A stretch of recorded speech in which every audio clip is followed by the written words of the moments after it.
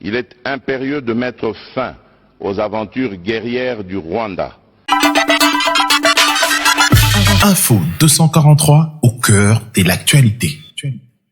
Démocratique du Congo pour la restauration de la paix et de l'autorité de l'État dans cette partie du territoire national. Monsieur le Président, c'est au moment où toutes les initiatives et actions que je viens d'exposer sont en cours et commencent à porter leurs fruits que les autorités rwandaises ont ressuscité le mouvement terroriste du 23 mars, le M23 en sigle, défait en 2013 pourtant par nos forces armées, avec l'appui des troupes internationales de la MONUSCO, pour agresser la République démocratique du Congo et bloquer le processus de paix de Nairobi, dans le but inavoué de poursuivre les pillages des ressources naturelles de la République démocratique du Congo et de placer sous l'impérium rwandais une partie de son territoire national, le Nord Kivu en l'occurrence. C'est ici le lieu, une fois de plus, de dissiper toute équivoque et de porter un démenti cinglant aux allégations fallacieuses des dirigeants rwandais qui invoquent à qui veulent les entendre, d'une part, la prétendue collaboration entre officiers de l'armée congolaise et les commandants des forces démocratiques pour la libération du Rwanda, les FDLR, alors que j'ai changé le leadership de l'armée depuis plusieurs mois, et d'autre part, le discours de la haine tribale contre les populations dites rwandophones qui seraient persécutées ou, pis encore, menacées de génocide en République démocratique du Congo, et cela pour justifier leurs crimes dans mon pays et obtenir la mansuétude de certains pays. À cet égard, je recommande à toute personne qui en aurait encore le doute de lire les groupes d'experts, le rapport des groupes d'experts de l'ONU sur la situation sécuritaire à l'est de la République démocratique du Congo, rapport de septembre 2022, distribué par le Conseil de sécurité, et celui lui déposé en janvier dernier pour se rendre à l'évidence de la présence des forces de défense du Rwanda, les RDF, au Nord Kivu et de leur soutien au M23. Quant au discours de haine contre nos compatriotes Tutsis congolais, mon gouvernement reste ferme contre tout individu ou groupe d'individus qui tiendrait un tel discours et réitère sa demande à toute personne, organisation ou partenaire extérieur de le dénoncer. La justice congolaise appliquera dans toute sa rigueur les lois de la République aux auteurs de propos d'incitation à la haine tribale ou ethnique. Sur ce chapitre de la prétendue persécution des Congolais rwandophones, afin d'enlever tout prétexte aux dirigeants rwandais qui se sont constitués sans procuration avocats de cette communauté, le gouvernement de la République démocratique du Congo vient de saisir le Haut Commissariat des Nations Unies pour les réfugiés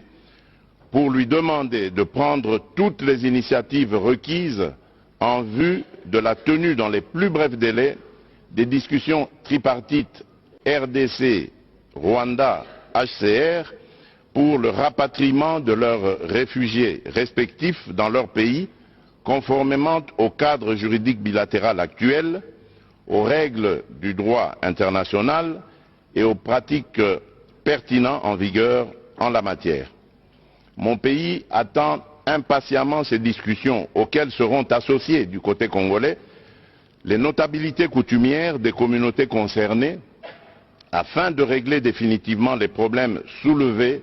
et de réaliser une réconciliation vraie et durable entre ces communautés.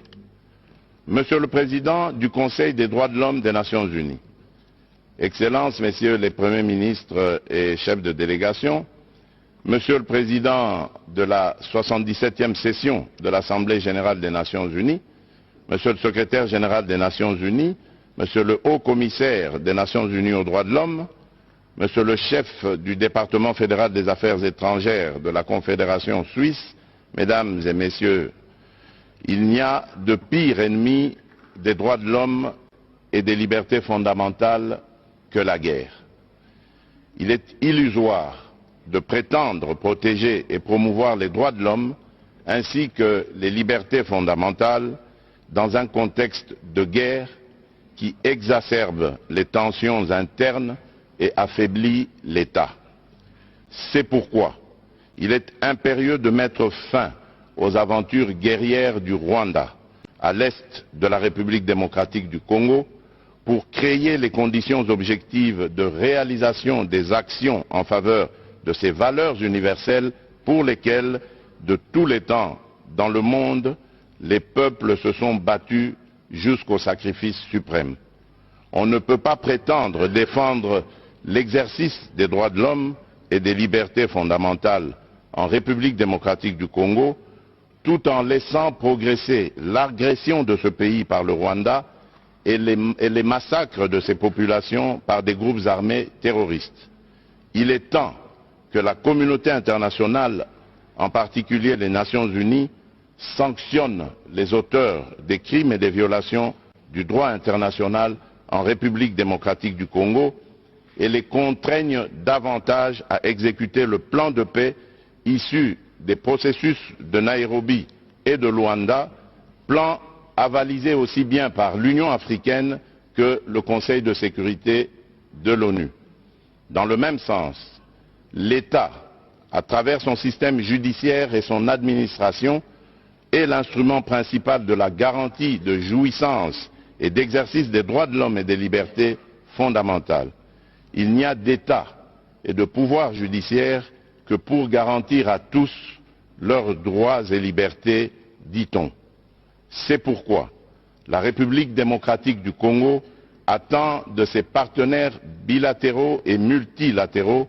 l'appui à ses efforts afin de restaurer l'autorité de l'État sur l'ensemble de son territoire national et réformer profondément son appareil judiciaire, tant dans ses structures qu'en ce qui concerne ses animateurs. C'est bien de dénoncer les violations des droits de l'homme et des libertés fondamentales,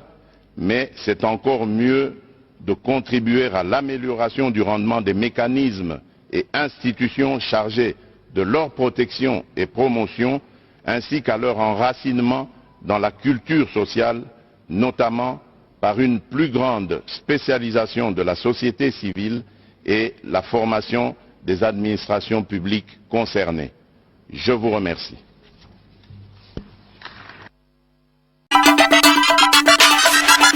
Info 243 au cœur de l'actualité. Info 243 au cœur de l'actualité.